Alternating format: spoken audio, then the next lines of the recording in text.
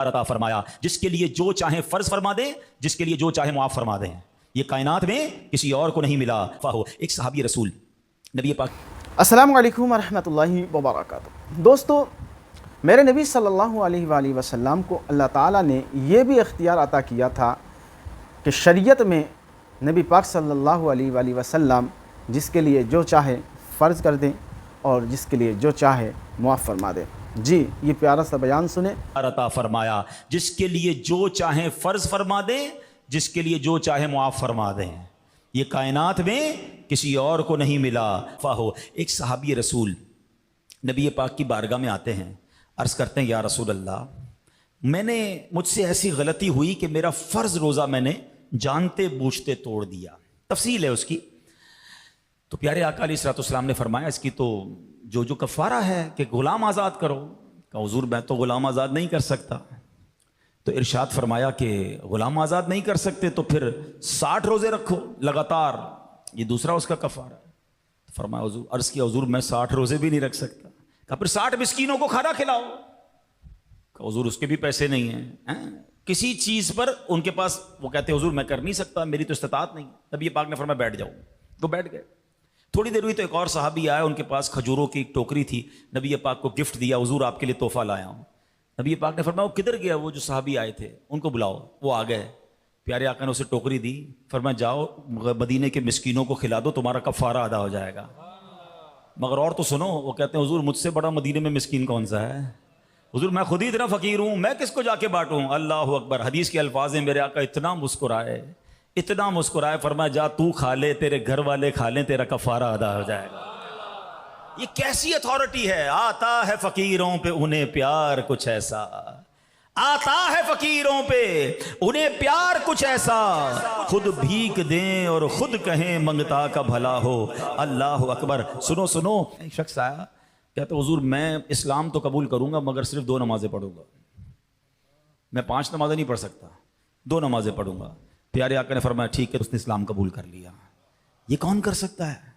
یعنی شریعت کا حکم قرآن کی نص سے نماز ثابت ہے، مگر اللہ کریم نے اپنے حبیب کو وہ اتھارٹی دی ہے، وہ اختیار دیا ہے. مقام مصطفیٰ سمجھو. وہ کہتے نا زبان مصطفیٰ سے جو نکلا کہہ دیا تو ہو گیا. فرمایا وہی آرڈر بن گیا، وہی شریعت بن گئی. اور یہ 1-2 بار نہیں ہوا، آپ سنتے جائیے. ایک بار ایک صحابی ہیں، وہ کہتے ہیں حالانکہ یاد رکھیے کہ قربانی کے لیے ایسا جانور ہو کہ جو بکرے کی جو عمر ریکوائرڈ ہے وہ پوری ہونی چاہیے. تو وہ کہتے ہیں کہ ایک صحابی تھے، وہ کہتے ہیں حضور میرے پاس 6 مہینے کی بکری کا بچہ ہے، 1 سال جیسا دکھتا ہے مگر عمر پوری نہیں ہے، کیا میں اس کی جگہ قربانی کر دوں؟ نبی پاک فرماتے تجھے اجازت ہے، تیرے بعد کسی اور کو اجازت نہیں ہے. اس کے لیے پیارے آقا علیہ الصلوۃ والسلام نے یہ اجازت عطا فرما دی. اور ایک بار تو کمال ہو گیا، پیارے آقا علیہ الصلوۃ والسلام نے ایک عربی شخص سے گھوڑا خریدا. اس نے بیچا اور پھر مکر گیا، کہتا میں نے نہیں بیچا. نبی پاک نے فرمایا تم نے ڈیل کی ہے، سودا کیا ہے؟ کہتا نہیں میں نے نہیں بیچا. اب معاذ اللہ وہ نبی پاک سے الجھ رہا تھا. تو حضرت خزیمہ وہاں سے نکلے. وہ عربی کہتا ہے کوئی گواہ لے کر آؤ. اب اس ڈیل کے وقت گواہ تو کوئی تھا ہی نہیں. حضرت خزیمہ گزرے کا کیا ہوا؟ کہ تمہارے نبی کہتے ہیں گھوڑا خریدا ہے. میں کہتا ہوں نہیں خریدا، کوئی گواہ نہیں ہے بیچ میں. کہتا میں گواہی دیتا ہوں آپ نے بیچا ہے، یہ سچ کہہ رہے ہیں. تو نبی پاک کی دیکھیں یہ پیارے آقا علیہ الصلوۃ والسلام کی کمال کی سچائی اور خوبصورتی اور انصاف کے تقاضے. فرمایا خزیمہ تم تو تھے نہیں، تم کیسے گواہی دے سکتے ہو؟ حالانکہ آپ کے حق میں گواہی دی ہے. اے خزیمہ تم تو اس ڈیل کے وقت تھے ہی نہیں، تم کیسے گواہی دیتے ہو؟ آئے ہائے حضرت خزیمہ کی کہتے ہیں نا نبی پاک سے محبت پر ہماری جانیں قربان. کہتے حضور آپ فرماتے ہیں اللہ ایک ہے، میں مانتا ہوں اللہ ایک ہے. آپ بتاتے جبریل قرآن لے کر آتے ہیں، میں آسمانی باتیں آپ کی مانتا ہوں. آپ فرماتے قیامت آئے گی، میں نے دیکھی نہیں، میں مانتا ہوں. آپ فرما رہے گھوڑے کی ڈیل ہوئی ہے تو ہوئی ہے، میں گواہی دیتا ہوں آپ سچ بولتے ہیں. اللہ اکبر. نبی پاک اتنا خوش ہوئے. پیارے آقا نے فرمایا ویسے شریعت کا حکم کیا ہے کہ 2 مرد گواہی دیں تو گواہی پوری ہوتی ہے. آقا فرماتے خزیمہ آپ کسی بھی عدالت میں اکیلا گواہی دے، اس کی گواہی 2 مردوں کے برابر. شریعت کا حکم ہی بدل گیا. کیوں؟ زبان مصطفیٰ سے جو نکل گیا.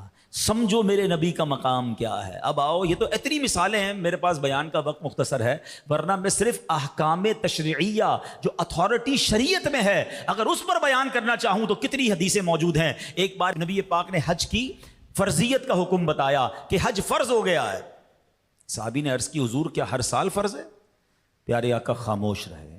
دوبارہ سوال کیا, حضور کیا ہر سال فرض ہے؟ نبی پاک خاموش رہے. جب تیسری بار انہوں نے سوال کیا نا, سنو نبی پاک نے کیا فرمایا. پیارے آقا فرماتے ہیں نہیں, زندگی میں ایک بار ہے, لیکن میں اگر ہاں کہہ دیتا تو ہر سال حج فرض ہو جاتا.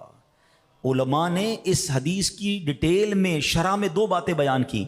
ایک تو یہ کہ زیادہ سوال نہیں کرنے چاہیے.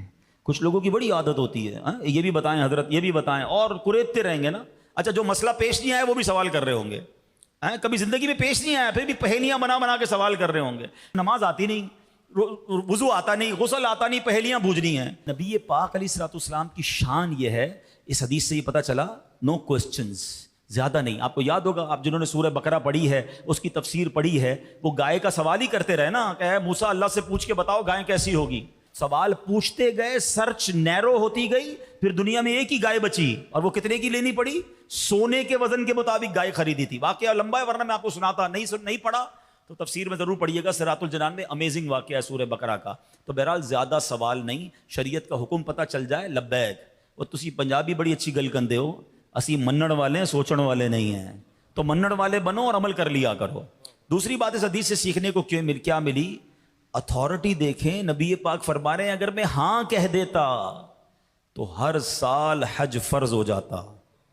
یہ کون کہہ سکتا ہے؟ یعنی میرا ہاں جو ہے وہ فرض, حج کو ہر سال فرض کر دیتا. اس قدر اللہ نے مقام عطا فرمایا. اور یہ زبان مبارک کی طاقت دیکھو, ایسے ہی نہیں بریلی کے تاجدار لکھتے ہیں. کیسی زبان ہے وہ زبان جس کو سب کن کی کنجی کہے, اس کی نافذ حکومت پہ لاکھوں سلام, اس کی نافذ حکومت پہ لاکھوں سلام. سو دوستو, یہ ہے میرے نبی صلی اللہ علیہ وآلہ وسلم کی طاقت, پاور, اور یہ سب کچھ پاور, اتھارٹی, اختیار میرے اللہ نے میرے نبی صلی اللہ علیہ وآلہ وسلم کو عطا کیا. سو ان کی شان و شوکت پہ لاکھوں سلام. دوستو, یہ پیارا سا بیان امید کرتے ہیں آپ کو پسند آیا ہوگا. سو اسے لائک کریں اور اپنے دوست اور احباب تک ضرور شیئر کریں. اور مزید اس طرح کے خوبصورت بیانات سننے اور پانے کے لیے چینل کو سبسکرائب کر کے ہمارے ساتھ جڑے رہیں. سو ملتے ہیں کسی اور ویڈیو میں, تب تک اپنا خیال رکھیں. خدا حافظ. السلام علیکم ورحمۃ اللہ.